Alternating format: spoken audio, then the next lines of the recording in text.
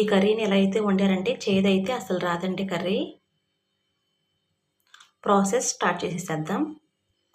బంగాళదుంపల్ని ఇలా పైన తోలైతే ఇలా చెక్కేసి ఇలా చిన్న చిన్న ముక్కలుగా కట్ చేసుకోవాలండి.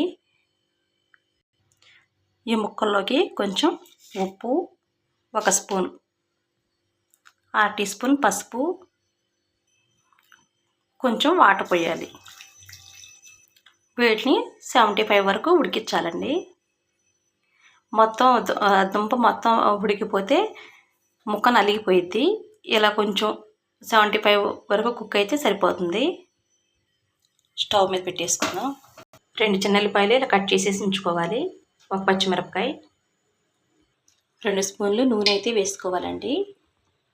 దీనిలోనికి ఆవాలు, జీలకర్ర, జీలకర్ర అయితే చిట్పట్టనివ్వాలి. కట్ చేసి ఉంచుకున్న ఉల్లిపాయ, పచ్చిమిరపకాయ వేసేసుకోవాలి. ఉల్లిపాయ కొంచెం మెత్తబడే వరకు వేగనివ్వాలి. దీంట్లో కొంచెం కరివేపాకు, ఉల్లిపాయలు అయితే మెత్తబడినాయండి. కొంచెం అల్లం వెల్లుల్లి పేస్ట్ 1/2 టీ స్పూన్ వేసానండి. మెంతాకుని ఇలా కట్ చేసి ఇలా వాటర్లో కడుక్కోవాలండి. ఆకులు ఇసుక ఎక్కువ ఉంది, అందుకే నేను ఇలా వాటర్లో వేసి కడుక్కున్నాను. కట్ చేసి ఉంచిన మెంతాకుని ఇలా వేసుకోవాలి కర్రీలో. ఇప్పుడు ఈ ఆకుని అయితే బాగా వేగనివ్వాలండి, లేకపోతే కర్రీ మొత్తం చేదుగా ఉండిద్ది. ఇది చాలా బాగా అయితే వేగనివ్వాలి, పొడి పొడిగా అయిపోవాలి. బంగాళదుంపలు అయితే ఉడికిపోయినాయండి. ఇప్పుడు ఇందులో ఉన్న వాటర్ మొత్తం వంచేసుకుందాం. బంగాళదుంప పొడి పొడిగా ఆరిపోతాయి. అప్పుడు బంగాళదుంపలో వాటర్ అయితే వంచేసానండి. వంపేసిన తర్వాత గాలికి పొడిగా అయితే అయిపోద్దండి బంగాళదుంప. ఇంకా కూర అయితే ఈ మెంతాకైతే ఇంకా మగ్గాలండి, ఇంకొంచెం వేగాలి. ఇంత బాగా అయితే వేగిపోవాలండి. ఇలా వేగితేనే కర్రీ చేదు అనేది ఉండదండి. ఇప్పుడు ఉడికించిన బంగాళదుంపలు అయితే దీనిలో వేసేసుకుందాం. 1/2 టీ స్పూన్ పసుపు, 1 స్పూన్ కారం, మనం ముక్కల్లో ఇందాక వేసుకున్నాం కదండి సాల్ట్. ఇప్పుడు కొంచెం మీ తిన తగ్గ కొంచెం సాల్ట్ అయితే వేసుకోండి.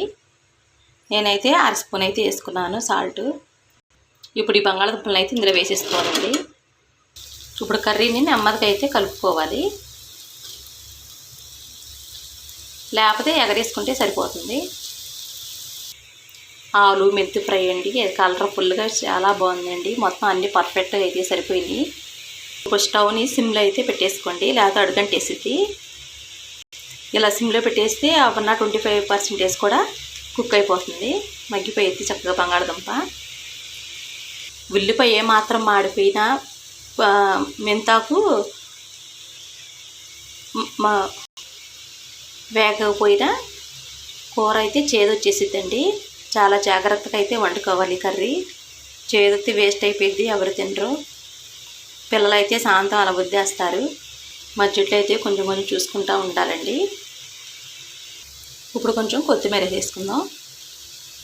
ఆల్మోస్ట్ అయిపోవచ్చిందండి కర్రీ. ఇప్పుడు కొంచెం పొడి మసాలా వేసుకుందాం. ఈ విధంగా వండితే పిల్లలు పెద్దలు చక్కగా కమ్మగా అయితే తింటారండి. ఈ కర్రీని సాంబార్లో కానీ రసంలో కానీ నంచుకుని అయితే తింటే చాలా బాగుంటుంది. చేదైతే అసలు అయితే ఇలా ఉండదండి. ఈ విధంగా అయితే కర్రీ చేసుకోండి. ప్లీజ్ లైక్ చేయండి, సబ్స్క్రైబ్ చేయండి. నేను చేసిన ఆలు మెంతి కూర. Thank you.